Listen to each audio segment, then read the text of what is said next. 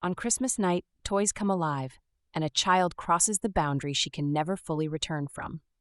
E.T.A. Hoffmann's The Nutcracker and the Mouse King is far darker and more psychologically complex than its popular ballet adaptation.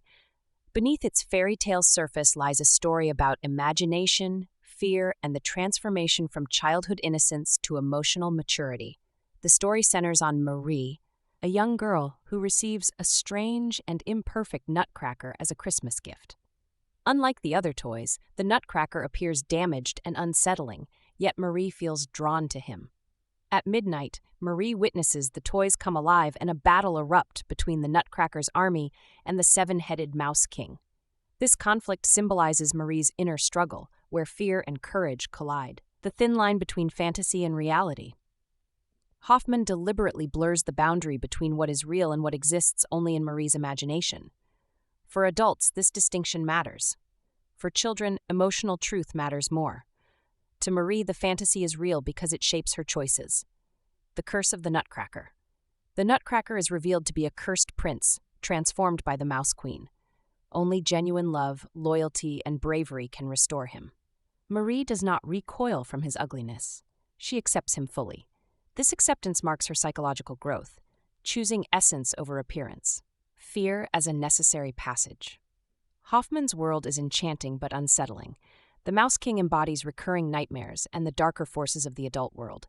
Marie does not escape this fear. She passes through it. In doing so, she leaves childhood behind. Choosing imagination as maturity. In the final act, Marie chooses the Nutcracker's world. This is not escapism, but a declaration. She will become an adult without abandoning imagination. Hoffmann suggests that maturity does not mean losing fantasy. It means carrying it responsibly. The Nutcracker is more than a holiday story. It is a meditation on identity, fear, and the price of growing up. Next, we'll explore how Hoffmann's unsettling fantasy influenced later literature, psychology, and our modern understanding of childhood. Okay, so when you think about the holidays, a few things probably pop into your head, right? Twinkling lights, maybe some festive music, and for a whole lot of us, the magical ballet, The Nutcracker. It's a total cornerstone of the season, this beautiful tradition filled with sugar plum fairies and dancing snowflakes. But what if I told you the story we all know and love is hiding a much, much darker secret? This really just nails it, doesn't it? We all kind of see it as this amazing visual feast. It's this delightful, totally family-friendly show. It's sweet, it's charming, and well, it's safe. Because here's the thing, lurking just beneath that sugary surface is a story that is way stranger and, frankly, more complicated than you could ever imagine. A story that's been completely twisted and transformed over the last 200 years. To find the real Nutcracker, we've got to go way back. We're talking early 19th century Germany, to the era of German Romanticism and a writer named E.T.A. Hoffmann.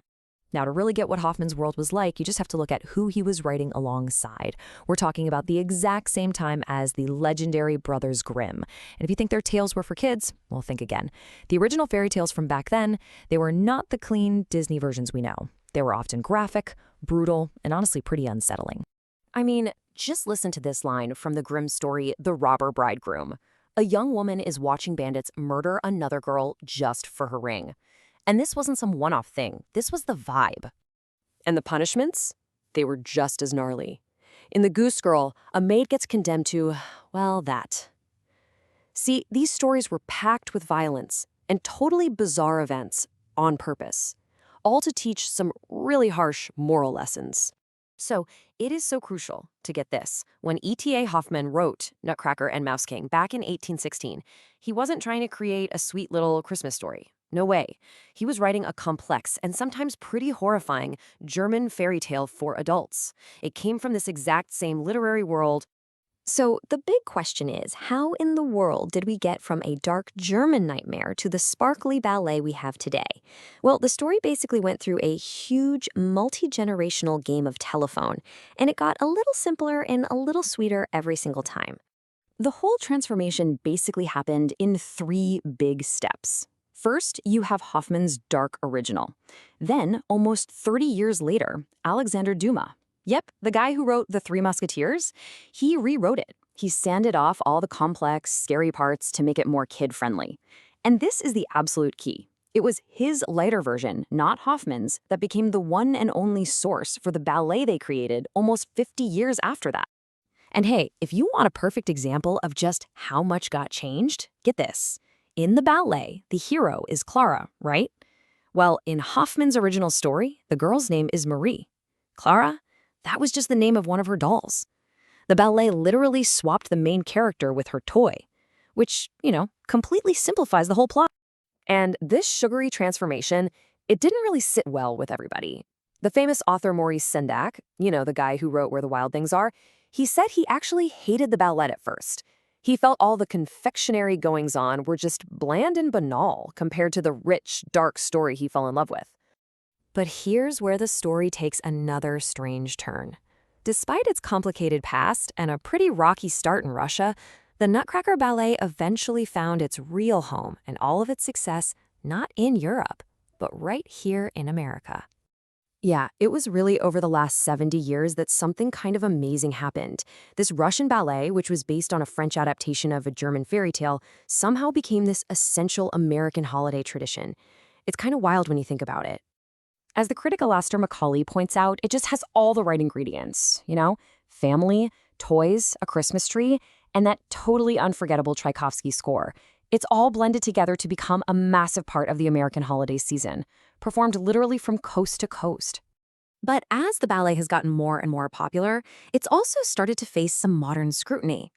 In the last few years, a lot of conversations have started up about the ethnic stereotypes you see in the second act's famous dances.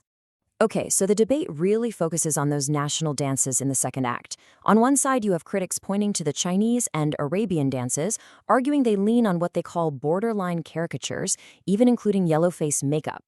But on the other hand, you have defenders who argue that Tchaikovsky was never trying to be culturally accurate.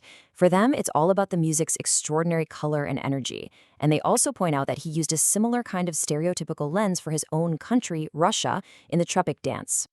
And just to add another layer of complexity to all of this, it turns out that the super famous Arabian dance, it's not actually culturally Arab at all. The music is really an embellished, sort of exotified take on a traditional lullaby from the country of Georgia that Tchaikovsky heard while he was on a trip. So after all of it, the dark beginnings, the sweetening up, the controversies, the story of the Nutcracker just keeps proving one thing over and over again.